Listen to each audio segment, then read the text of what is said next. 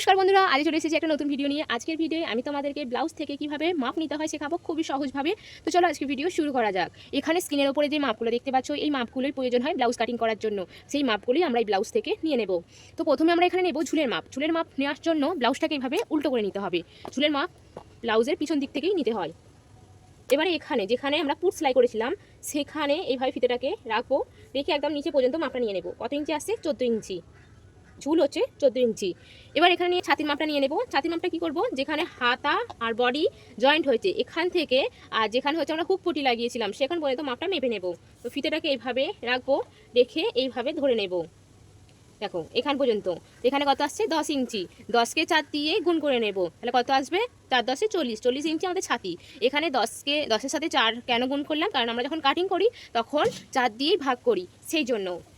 তো এইভাবে আরেকটা ভাবেও নিতে পারো, সেটা হচ্ছে যেখানে হাত আর বডি জয়েন্ট হয়েছে আর এদিকে হাত আর বডি যেখানে জয়েন্ট হয়েছে সেখান পর্যন্ত মাপটা এইভাবে নিয়ে নেবে। দেখো একবার এখান থেকে এখান পর্যন্ত নিয়ে নিলাম। কত আসছে? 20 ইঞ্চি। বুঝলে? তাহলে এই 20 ইঞ্চি ডবল করে নেবে, তাহলে কত আসবে? 40 ইঞ্চি। তোমরা এইভাবেও মাপ নিতে পারো, 4 ভাগ করে, বা এটাকে ডবল করেও নিতে পারো। তোমাদের যেটা সুবিধা হবে তোমরা সেইভাবে নিয়ে নেবে। এবার এখানে কোমরটা মেপে নেব। কোমরটা কীভাবে মাপবে? দেখো, যেদিকটা হুকপটি লাগিয়েছো সেই দিকটায় ফিতেটাকে এইভাবে রেখে দেবে। রেখে দেওয়ার পরে কোমর বরাবর ফিতেটাকে এইভাবে নিয়ে যাবে।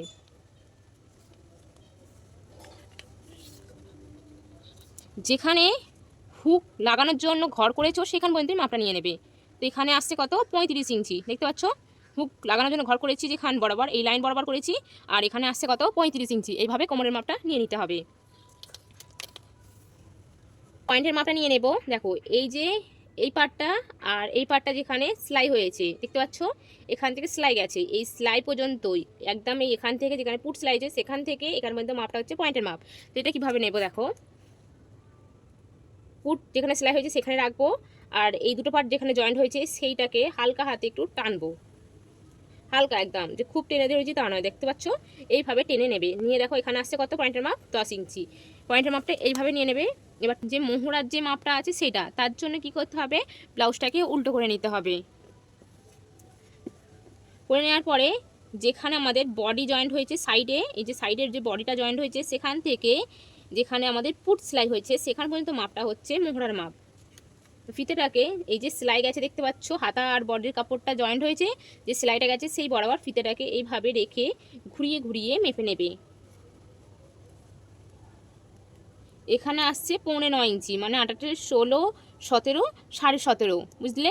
9.5 ইঞ্চি মানে হচ্ছে 17.5 ইঞ্চি মোহরা। এভাবে ঘুরিয়ে ঘুরিয়ে মেপে নেবে মোহরার মাপ। পিছন দিকে কেন বললাম? কারণ পিছনের দিকে তুলনায় সামনের দিকটা আমরা ½ ইঞ্চি সেপ দিই, সেই জন্য পিছনের দিকে যে মোহরাটা আছে সেটাই আমাদেরকে মেপে নিতে হবে। এভাবে সোজা করে নেবে, ব্লাউজটাকে ভালো করে সুন্দর করে বিছিয়ে নেবে। যতটা ফাঁকা হবে ততটাই এরকমভাবে ফাঁকা করে নেবে। নেওয়ার পরে হাতা আর বডি যেখানে জয়েন্ট হয়েছে সেখান থেকে এদিকে বডি আর হাতা যেখানে জয়েন্ট হয়েছে সেখান পর্যন্ত মাপটা নেবে। এবার ফিতেটাকে রাখবে, নিয়ে নেবে। কত ইঞ্চি আসছে? দেখো 12 ইঞ্চি। বুঝতে পারলে? 12 ইঞ্চি এখানে পুট আছে। এবার এই যে গলার যে ফাঁকটা আছে সেটাও আমরা একবার মেপে নেব কত ইঞ্চি আছে। এইভাবে রাখবে, রেখে দেখে নেবে। দেখো এখানে যে ফাঁকটা আছে সেটা আছে কত? 8 ইঞ্চি। এখান থেকে এটার আছে 8 ইঞ্চি। এই মাপটাও নিয়ে নেবে। আমরা খাপের মাপটা নিয়ে নেব। তো এখান পর্যন্ত যে দাগটা দেওয়া হয়েছে সেটা মেপে নেব। সেটা কিভাবে মাপবো? এই পার্টটার সাথে এই পার্টটা যেখানে সেলাই হয়েছে সেখানে এইভাবে ফিতেটাকে রাখবো, রেখে এরকম সোজাই ফেলে দেব ফিতেটাকে। এই সেলাই বরাবর রাখবো না, এভাবে সোজা রাখবো। কত আসছে এখানে? 6 ইঞ্চি। তাহলে এখানে এই মাপটা 6 ইঞ্চি নিয়ে নেব। এবার এখানে আমরা নেব খাপের যে এই যে খাপটা যে আমাদের রেডি হবে, খাপটা যে রেডি হবে সেইটার কত মাপ আছে। দেখো এই পার্টটার সাথে এই পার্টটা যেখানে জয়েন্ট হয়েছে আর এই পার্টটার এই পার্টটা যেই বরাবর সেলাই গেছে সেই বরাবরই মেপে নেব। এভাবে ধরে নেব, নিয়ে এইভাবে ফিতেটাকে রাখবো। এই পার্টটা জয়েন্ট হয়েছে সেখানে ফিতেটাকে রাখলাম।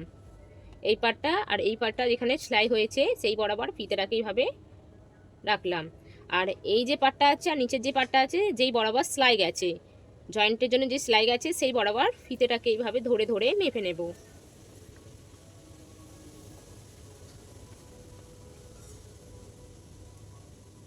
এখানে আসছে 8 ইঞ্চি। তাহলে আমাদের খাপের মাপ কত? 8 ইঞ্চি। এই যে এটা এবার এখানে খাপের হাইটটা কত আছে সেটা দেখে নেব। এই হাইটটা মাপার জন্য কি করবে, এই নিজের নিচের পার্টটা আছে সেইটাই মেপে নেবে, এখান থেকে এখান পর্যন্ত দেখে নেবে কত ইঞ্চি আসছে।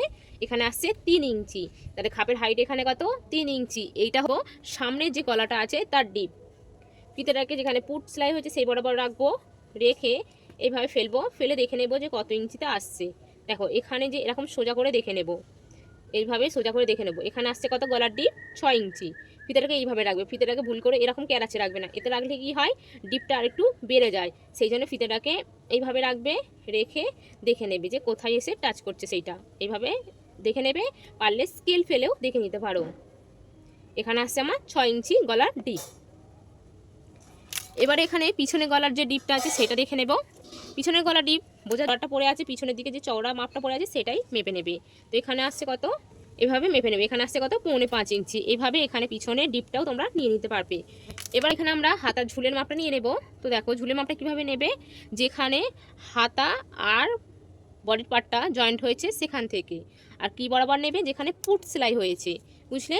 এবার ফিতেটাকে কাপড়টাকে এইভাবে ধরবে, ফিতেটাকে সেই জয়েন্ট বরাবর রাখবে, রেখে মেপে নেবে।